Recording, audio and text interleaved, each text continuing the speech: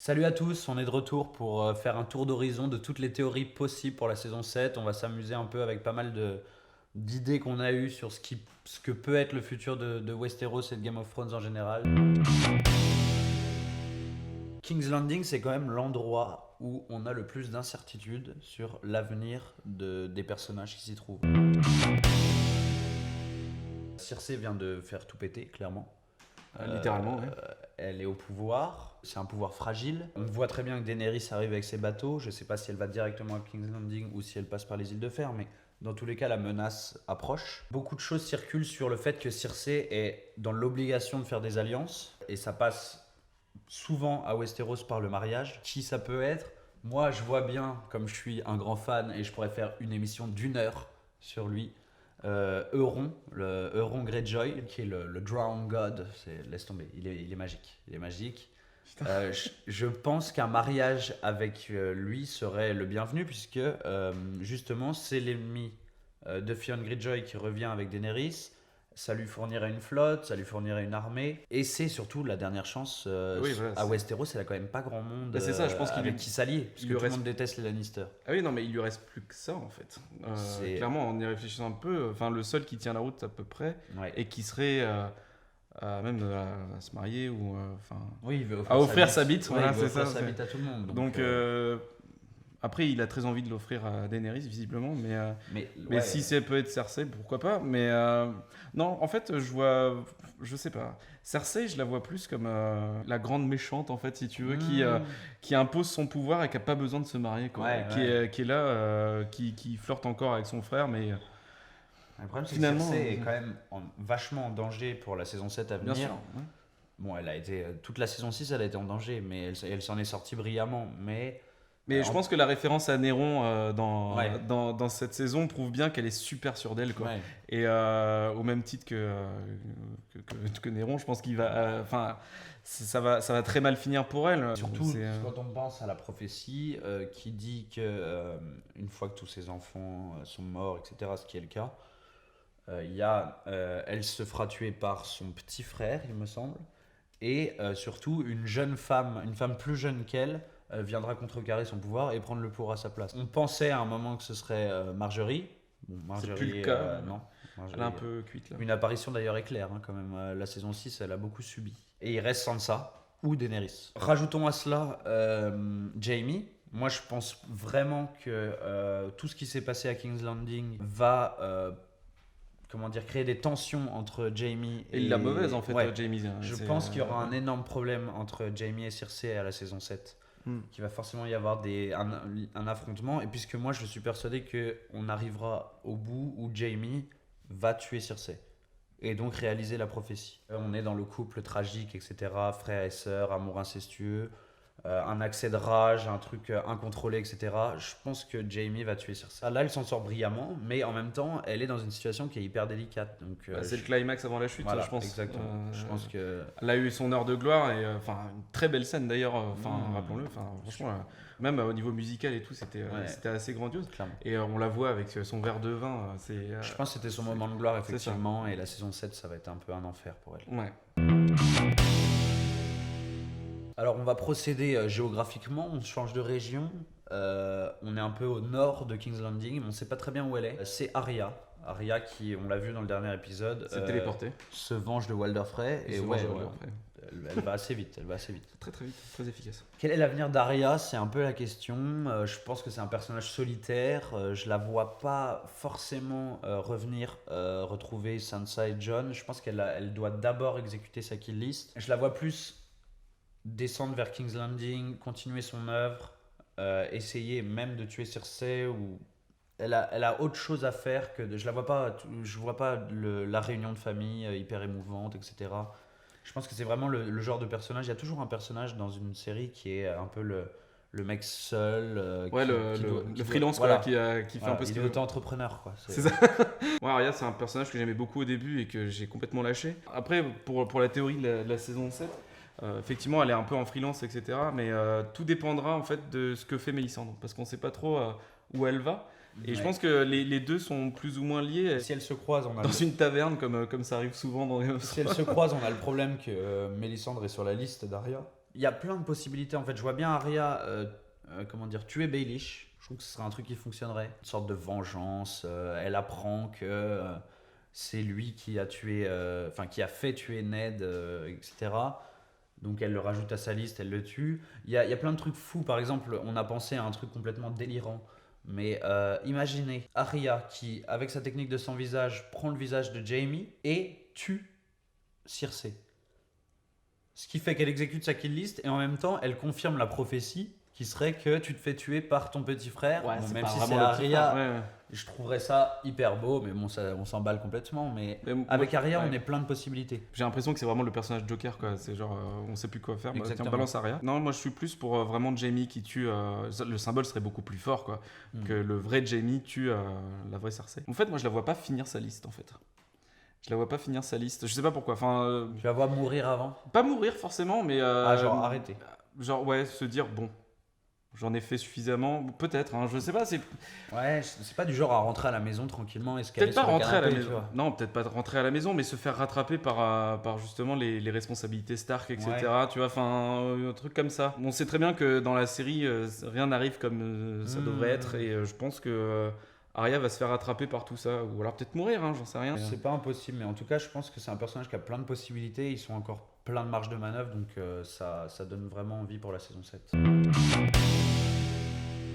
On a ensuite ce bon vieux Sam. On l'a pas mal critiqué tout au long des épisodes en disant qu'il était un peu mou, un peu perdu. Moi, je le trouve. En fait, j'aime bien ces arcs narratifs, mais je trouve ça vraiment tellement à contre-temps de tout ce qui se passe dans l'univers de Westeros que j'arrive pas à comprendre. Là, il est à Vieilleville, qui va recevoir l'éducation des maîtres, etc. On l'a vu, il s'est présenté. On se demande quel est un peu le rôle à venir pour Sam. Je sais pas ce que t'en penses. Est-ce que tu penses qu'il va jouer un rôle clé dans la série ? Ouais, je pense. Moi, Sam, c'est quelqu'un que j'aime beaucoup. Beaucoup, beaucoup. C'est, même si il y a des petites faiblesses au niveau du scénario, effectivement, que il sert pas à grand chose de temps en temps, on sait pas ce qu'il fout là. Enfin, bref, il y a plein de défauts, mais comme les autres personnages, si tu veux, mais il est tellement touchant, tellement attachant. Et c'est un peu de. C'est bouffer d'air frais Je suis d'accord. pour toute cette série qui est pesante, quoi, je veux dire. Et ça fait du bien, en fait, de voir Sam. Et je le vois un peu, enfin, c'est une comparaison un peu chelou. Sam Gamgee. Mais non, pas Sam Genji, mais Londuba dans Harry Potter. D'accord. Tu vois, Ouais. si tu veux, c'est vraiment le personnage attendrissant qu'on aime bien et qui finalement a un rôle, vraiment le même destin en fait, finalement.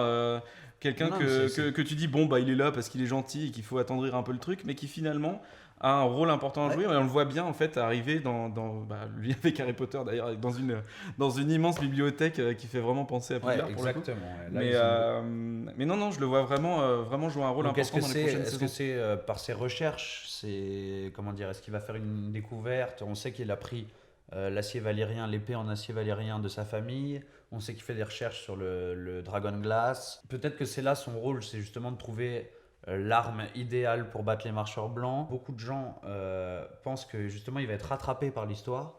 C'est-à-dire que des personnages doivent se rendre à Vieilleville. On sait que Jorah a la grise écaille. Quel est l'endroit où tu te rends pour essayer de te sauver, pour essayer qui a la connaissance? C'est forcément les maîtres. Or, Vieilleville est la ville où on forme les maîtres, où il y a tous les maîtres, le conseil des sages, etc. On peut avoir une réunion de Jorah Sam, ce qui ferait Un pont une entre bonne team. Ce qui ferait- même un pont avec Ouais. avec Daenerys quoi. Bien du coup. sûr. Après, à savoir si, je sais pas, il y a l'épée en acier valyrien un rôle à jouer là-dedans, etc. Et il y a une autre théorie qui, bon, moi me plaît particulièrement, hein, parce que je suis un peu amoureux de Ron, mais Euron partirait à la conquête de Vieilleville, puisque c'est pas très loin des îles de Fer, et il essaye d'étendre son pouvoir sur toute la région. Euron s'emparerait à la fois de Sam, mais aussi d'un objet, je ne veux pas spoiler parce que c'est dans les livres et je ne sais pas si ça apparaîtra à l'écran. Si ça se fait, il va découvrir un objet qui va avoir une importance folle pour la suite, et je le souhaite en tout cas parce que j'aimerais vraiment qu'Euron ait un rôle clé dans la série. Bon, l'avenir le plus flou reste quand même celui de Daenerys. On finit la saison quand même sur une image flamboyante où elle arrive avec ses bateaux conquérir Westeros. Enfin, j'ai envie de dire, parce qu'elle a quand même pas mal tourné en rond. Comment ça va se passer? Ça paraît trop simple, je trouve. C'est vraiment là, on voit la puissance dans toute sa splendeur qui arrive. King's Landing est un peu en ruine, Cersei est perdue. Je pense qu'il va forcément y avoir des obstacles sur sa route. Est-ce que ce sera militaire? Est-ce que Euron va exploser Daenerys? C'est possible. Je trouve le chemin trop tracé. Je pense qu'il y a quelque chose qui va se dresser entre elle et la conquête du pouvoir. Et je sais pas ce que t'en penses, mais c'est trop simple. Alors, on va dire que Daenerys, jusque-là, elle n'a pas eu trop de soucis militaires, quoi, si tu veux. Elle va de victoire en victoire. Mais en même temps, c'est des déceptions. C'est-à-dire que tu as quand même des points noirs énormes en fait, dans ces victoires. C'est des victoires amères sur certains points. Et je la vois continuer là-dessus, c'est-à-dire vraiment avoir gagné, clairement, gagné pas mal de terrain. Pas forcément, si tu veux, attaquer de King's Landing, mais récupérer ce qu'il y a autour, si tu veux. Ouais. Tout en, moralement, si tu veux, devenant de plus en plus dur Ouais. et devenir même pire que Cersei, je dirais. Ah, moi, je vois clairement Daenerys devenir, et j'espère, parce que je trouve que ça rajouterait de l'intérêt au truc, Ouais. que Daenerys devienne un peu la grande méchante, Ouais, je pense. au même titre que Cersei. Tu vois Tyrion quand même la reprendre. Ouais, il lui rappelle souvent, ouais. Tiens, franchement, tu me rappelles ton père. Enfin, tu vois, c'est des trucs pas anodins. Je pense que ça paraît anodin comme ça, mais je pense que ça peut servir quelque chose. Bah, je trouve que ça rajouterait du piquant à l'histoire. Et, Ouais. Non, je suis d'accord. je vois bien Daenerys finir un peu très méchant. Mais voilà, je pense Daenerys, enfin présenter Daenerys comme, si tu veux, comme un espoir pour Westeros et pour la stabilité d'un royaume, mais qui finalement la dessert complètement et crée une espèce de boucle finalement, conclure par justement un chef pervers comme ça a débuté quoi finalement. Si on rajoute à ça le fait qu'il va falloir qu'elle encaisse que Jon est de sa famille, qu'il y en a peut-être potentiellement un troisième. Est-ce que ça peut être Tyrion? Ça peut être un autre qui peuvent nous sortir d'un chapeau, je sais pas. Ils sont spécialistes quand même des chapeaux. Ouais, clairement. C'est... Mais forcément, elle va avoir aussi des issues familiales. Je pense très clairement que Daenerys ne va pas finir la saison 7 avec ses 3 dragons. Je m'explique, je pense que justement ça contribue à sa puissance d'avoir 3 dragons, etc. Je trouve ça trop évident, trop puissant. Donc soit un dragon meurt, ce qui est possible mais c'est quand même compliqué, soit quelqu'un d'autre, un autre personnage pourrait prendre le contrôle de ces dragons. Que ça soit Jon, que ça soit Euron.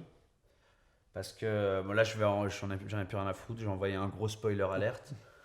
Dans les livres, Euron possède un corps qui est capable d'amadouer un dragon. À voir s'ils le font dans la série, je sais pas.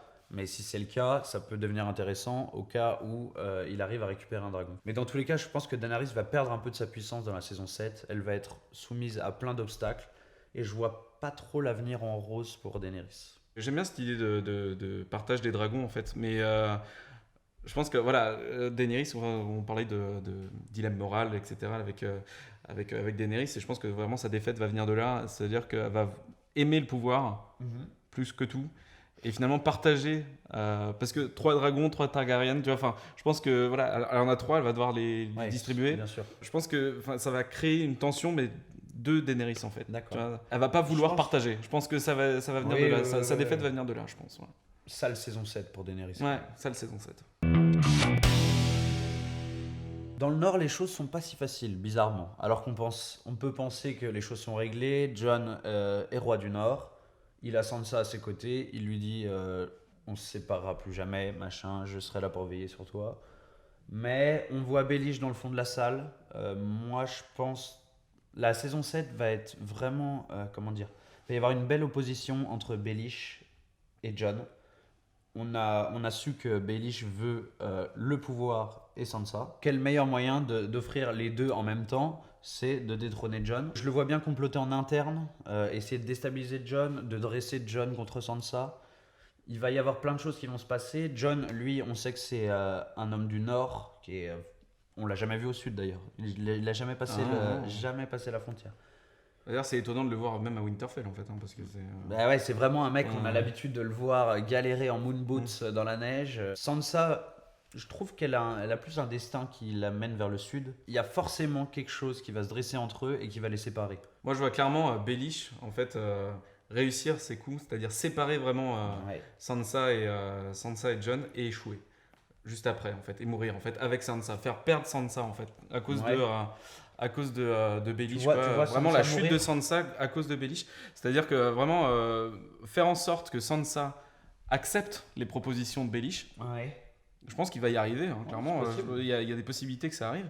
Parce qu'ils insistent tellement en fait, sur le fait que Sansa n'est pas d'accord, qu'elle refuse toutes ses avances, etc. Que, encore une fois, c'est la technique Game of Thrones. Quoi. C'est dire, amener un truc avant de proposer autre chose. Et là, je pense que typiquement, Sansa va chuter à cause de Et tu Baelish. la vois mourir ou pas? Probablement, ouais. J'offre une prime à celui qui la tue. Sansa qui est en plus une Tully, pourquoi ne pas aller reconquérir sa ville un peu de famille? C'est sa mère qui est une Tully. Et à ce moment-là, si elle arrive à avoir Riverrun, on est quand même dans un truc qui est simplifié, où il n'y a que des blocs, c'est la guerre froide quoi. Oui, c'est ça, ouais. C'est, si elle arrive à avoir Riverrun, tout le nord appartient aux Stark, tout le sud aux Lannister, enfin la grande ville du sud de Lannister, et l'armée de Daenerys qui arrive. On a 3 blocs pour l'instant. Voilà, c'est justement ça le problème. Je pense qu'effectivement, ça va finir en bain de sang, en fait, cette histoire. Ah bah, Ça va finir en bain de sang, comme ça finit en bain de sang avec les noces pourpres et ce genre de choses, si tu veux. C'est des espoirs de conquête familiale du Nord qui va très mal finir pour justement se recentrer sur 2 personnages qui, à mon avis, seront la glace et le feu, quoi. Mais tous ces... finalement, Sansa est secondaire sans vraiment l'être, mais reste en marge à côté des 2 piliers, comme on disait tout à l'heure, qui sont Daenerys et Jon Snow. À noter au passage que les Lannister sont pile entre les 2 piliers. Oui, c'est ça. Donc, Et ils vont se très faire très mal finir. broyer, Ils vont très très mal finir. C'est probable. Mais ils vont être posés en tant que victimes, je pense. Tu vois, Surtout les Lannister. que l'ennemi final, ça reste à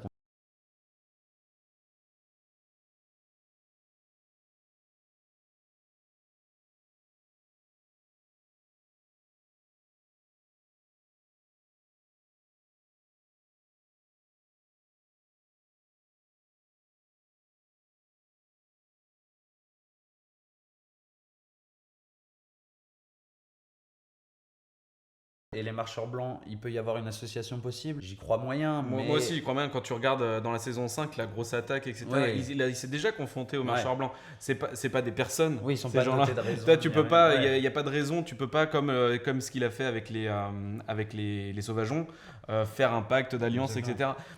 etc. C'est peu probable. Après, peut-être que ça peut arriver, Plus mais... ça va, en tout cas, plus c'est polarisé autour de 2 persos. Ce qu'on pouvait s'y attendre, Ouais, c'était bien sûr. écrit depuis le début, mais c'est d'un côté Jon, d'un côté Daenerys. À voir comment ça finit. Est-ce qu'ils finiront main dans la main ou en s'étripant l'un l'autre? C'est toute la question des saisons qui restent. Non, parce qu'on parle de Song of Ice and Fire, ça représente bien vraiment les marcheurs blancs plus les dragons de l'autre côté. Il y a quand même, ça serait une énorme coïncidence si tu veux, que d'un coup, paf, t'as des marcheurs blancs et d'un coup, paf, des dragons qui se pointent. T'as quelque chose. C'est l'équilibre des forces. C'est ça, en fait, ce qui est assez cool, en fait, finalement, c'est que t'as l'impression que c'est la nature, entre guillemets, qui reprend le pouvoir. Bon, là, la nature, c'est plus la magie, si tu veux, mais quelque chose d'au-dessus, en fait. Un se réveille, l'autre arrive c'est pour ça. le contrer. Donc Il y a forcément, les forces.